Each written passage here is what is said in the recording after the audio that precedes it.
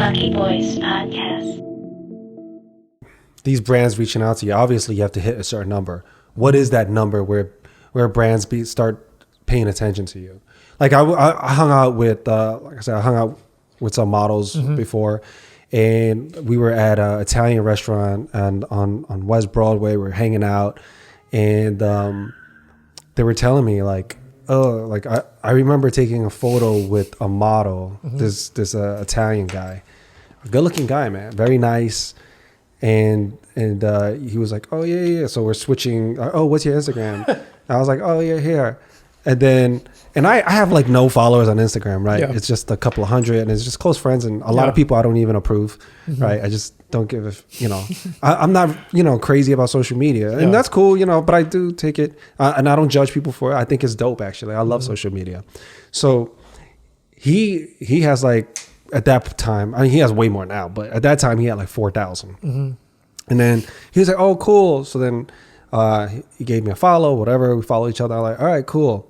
So then I sat down, and the girls go, oh, what's up? And they're whispering. I was like, well, what happened? What happened? They were like, no, we were just asking how many followers he had. And I was just like, oh, yeah, I think he had like almost 4,000. And then they were like, oh. Yeah. I was like, what? They're like, you know where I'm getting at. Yeah, I know exactly what I'm you're not talking making about. this up. No, they were just like, pretty much he's a nobody. I was like, yo, 3,000 or 4,000. I was like, if I had 3,000 or 4,000, I would be like, yo, and they were like, nah. So I asked them, I was like, so what? And they're beautiful, gorgeous girls. And I was like, so what is like the industry standard? Cause I don't know what the fuck you guys are talking about. Yeah. And they told me, Will, if you don't have 10,000, at least 10,000. Yeah. Then you don't have Instagram really. You're like nobody. A following. You really don't have a following. You're just. So they were looking at it more as like social currency. That's exactly it. Yeah, that's for sure. If you're under 10,000, you're basically at $0. You're poor. Yeah, and even at 10,000, you're just that's entry level. And now, is that a reflection of brands? Is that why? Well, I think now it has changed a lot. In the beginning, brands only work with big influencers, but then they realize now there's so many influencers, all different levels. And so, for example, if you're a brand, and I think number one, it comes to budget. How much money do you have for marketing? So if you have a certain budget and you want to hit like as many as possible, then you go with smaller influencers. And it could be as small as 10,000 or even smaller. What? So Really? they're calling those like micro influencers. Oh, I've heard of that term. And they're Okay. happy to work with them. Some of the influencers, they literally just give them product for free. Okay. So I've heard it's of in a that. way, it's for you to build your way up, kind of add to your resume, and they can repost your content on them. So that might be cross promotion. Or it could be as small as like they'll pay you $100 for a post. Oh, So it could be as low as 100. But in that way, so say if you're a brand, you have let's say $10,000 for the total marketing. We're pushing this new product for the spring, right? So they have $100, $10,000. They're like, we'll have that many influencers, $100 each. Perfect. And it could be an influencer in the middle of America. It could be an influencer, in San Diego, in Philly. So then they have something in all markets. gotcha. That's a smaller scale.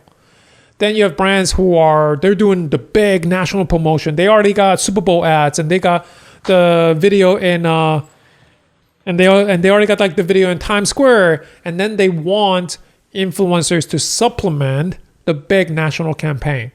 So it depends on the brand. If it's a luxury brand, they're picky, they like certain types of influencers, they may only pick 10 influencers.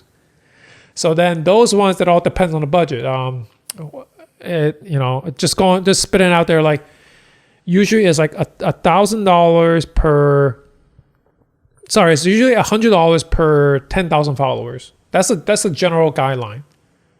Per post. So you get $100 a post if you have 10,000 followers. Yes. Okay. So that's an industry standard. Or is it like in a pay way? 5 posts for $100? Well, but like if for example, if you have 100,000 followers, you can easily charge $1,000 a post. Okay. And then again, you can build in different things like stories and swipe up and link in bio and exclusivity and carousel posts. You can easily build that 1,000 to 5,000 depending on what you're offering, what they want to do. But that's a whole business thing. So now, like a brand can now they can work with the 10 influencers. So it all depends on the brand, what budget they have, what they want to promote, and How do go they from know if someone is kind of cheating? If they're, buying, like, let's just say, yeah, you do have 20,000, because I know a few people like that, where they have like 20,000 followers, but they'll get like 16 likes. And I'm like, wait, there? Yeah, something's off. something's off. So good agencies, they have analytics that can track their performance. So they know something is a little off if, they do a post and there's only But then 10 you can likes. also buy, some people who have a bigger budget of, where they could, I've seen where they bought likes and they bought comments. Right? So that's where I feel like my years of experience differentiate myself from others, because I've met with the people in person, like they know my work, they've seen my content for years. Right. So they know that my following is real, my content is real. And so if someone overnight out of nowhere has 20,000 followers, they're like, who the hell is this person? Like, look at their content, like it's not consistent, or, Right. it's all over the place. I think experienced marketing person can definitely tell by now, just because different It's people try tough. different things. I know this girl, she has over, and Norm, you know who I'm talking about, but she has over 300,000 followers. Oh, wow. Her photos are excellent. Excellent. Her content, but I know it's not real. I'm not going to say a name, but I know it's not real because I just know her. Yeah. And I saw when she started.